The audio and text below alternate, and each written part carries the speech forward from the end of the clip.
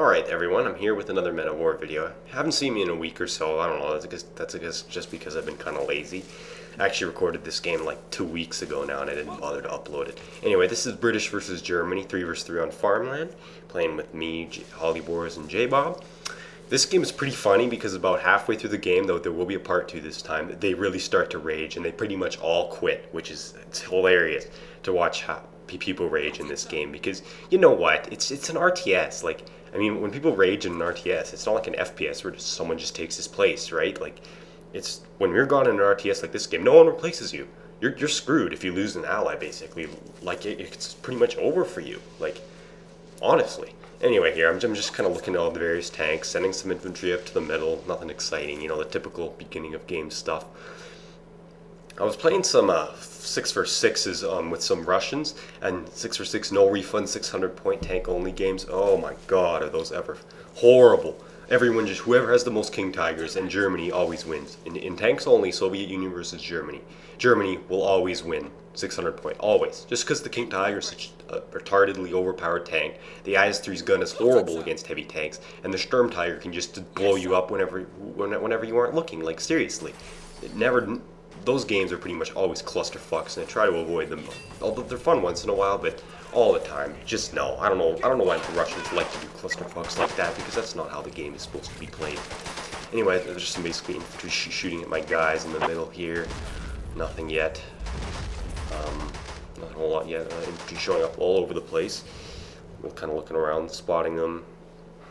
And typical, I got my little tank menu open there, looking to see how many points I have. As you probably noticed, I always play payback. I don't like none, or I don't like no refund, because in no refund, what tends to happen is basically all people do is just spam tanks, because you have 600 points or however many you are. Like, even with 350 or 400 it's bad, but when 600, all people do is spam tanks. Whoever has the most heavy tanks wins, and there's no strategy involved in that. Or even worse, they just spam artillery, and that is not strategy in my opinion. And then even worse about no refund is that once you're out of points, you're screwed. You're out. There's no points left. You have to quit the game.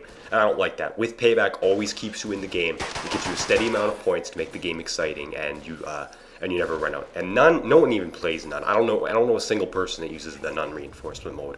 I don't really even know how it works. I think how it works is basically you like start with a certain amount of points, then over time stuff becomes available to you, although that's kind of how it works in no refund, but in none it's more extreme, I think. I don't know, it's really boring, and I don't know a single person who uses it, so I just stick with payback basically. So now I probably noticed they've driven up a Panzer 1 onto the point there, and it's kind of running around, mowing down and running over people, causing a bunch of trouble. I'm trying to sneak up on my guy here with an anti-tank grenade, but he just keeps driving back and forth. And I notice a Puma coming up at my ally's left flank there, and that's going to cause a little bit some problems in about a few seconds or so. My ally has a 6-pounder there waiting for it, but as you probably see in a few seconds, it doesn't really work out. I buy an anti-tank rifleman with the boys, because anti-tank riflemen are probably the best way to deal with fast light vehicles in this game. So yeah, my ally loses his anti-tank gun there. He gets destroyed by that Puma with HE shells. I don't really have any infantry in this area that can deal with it, so that's why I'm waiting for my anti-tank rifleman to get up. So my ally loses his 6-pounder there, and then I think in about a second, yeah, he swears there, excuse his language, sorry. Yeah, yeah, so that Puma's kind of on the point, kind of causing a whole bunch of trouble. They got 2 more Pumas on the right, and they're just, at this point I noticed, wow, they're spamming Pumas, how cool. So I buy a Matilda.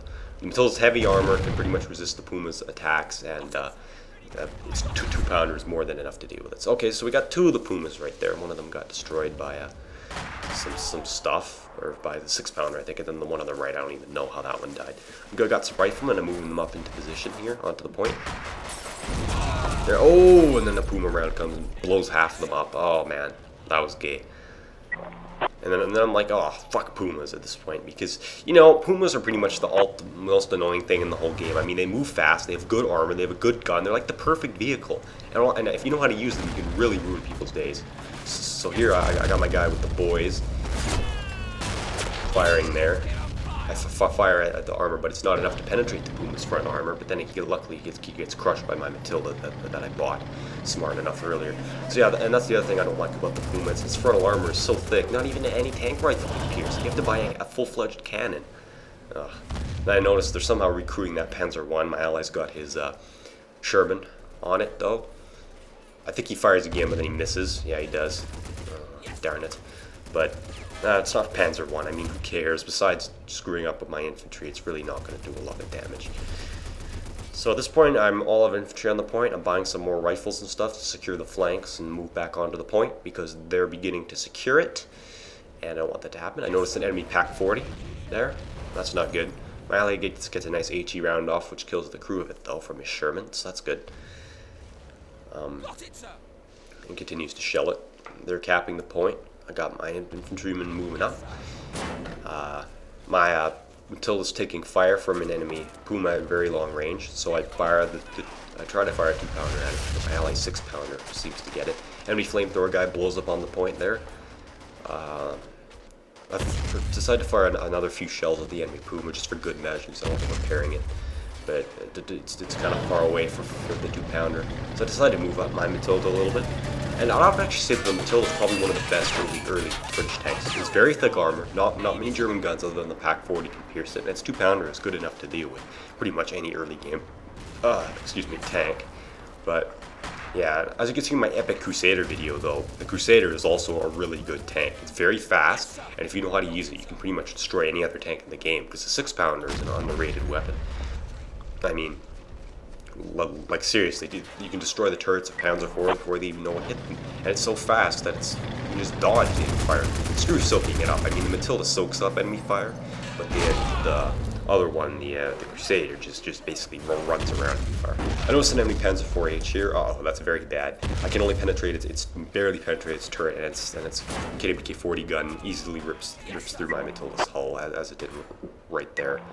So, yeah, I'm kind of worried now. Oh, that Panzer IV he's got infantry moving up. This is not good.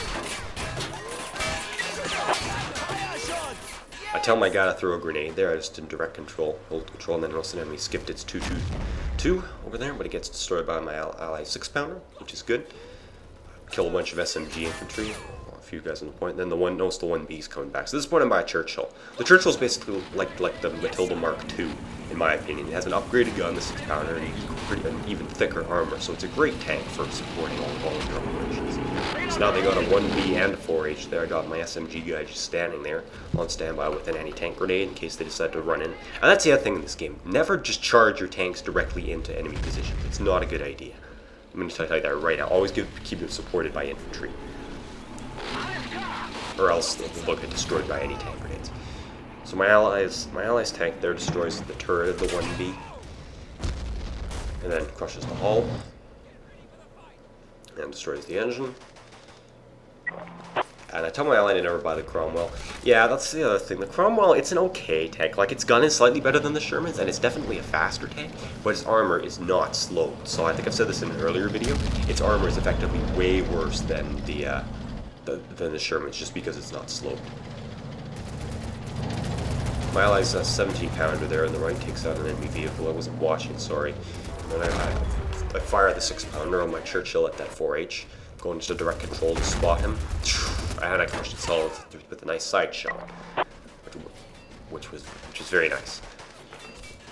6-pounders. Oh, and then I noticed enemy Hetzer. Hetzers are the most, as I said earlier, the Hetzer is the most troublesome early game German unit. Its Pack 39 is like a really good cannon that can easily destroy your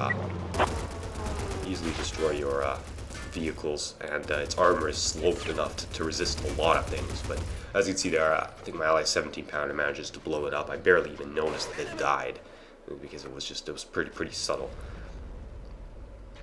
At this point, we're just kind of continuing to lock down the point, and they're not really doing a whole lot. I mean, I noticed enemy Puma. Oh, another Puma on the left flank. Jesus.